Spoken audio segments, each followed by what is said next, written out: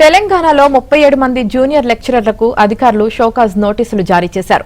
వీరిలో ఖమ్మం జిల్లాకు చెందిన 2 అధ్యాపకులు ఉన్నారు. మధిర వైరా ప్రభుత్వ జూనియర్ కళాశాలలో కాంట్రాక్ట్ అధ్యాపకులుగా పనిచేస్తున్న వీరిని 2023లో ప్రభుత్వం క్రమబద్దీకరించింది. అయితే పోలీసుల దర్యాప్తులో ఫేక్ సర్టిఫికేట్స్ వ్యవహారం వెలుగులోకి వచ్చింది.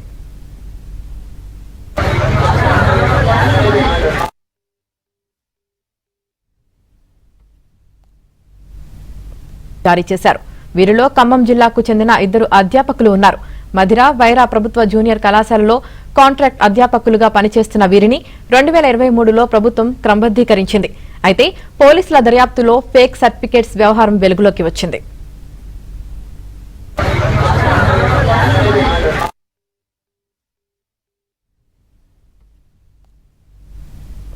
జారీ చేశారు. వీరిలో ఖమ్మం జిల్లాకు చెందిన 2 అధ్యాపకులు ఉన్నారు. మధిర వైరా ప్రభుత్వ జూనియర్ కళాశాలలో కాంట్రాక్ట్ అధ్యాపకులుగా పనిచేస్తున్న వీరిని 2023లో ప్రభుత్వం క్రమబద్దీకరించింది. అయితే పోలీసుల దర్యాప్తులో ఫేక్ సర్టిఫికేట్స్ వ్యవహారం వెలుగులోకి వచ్చింది.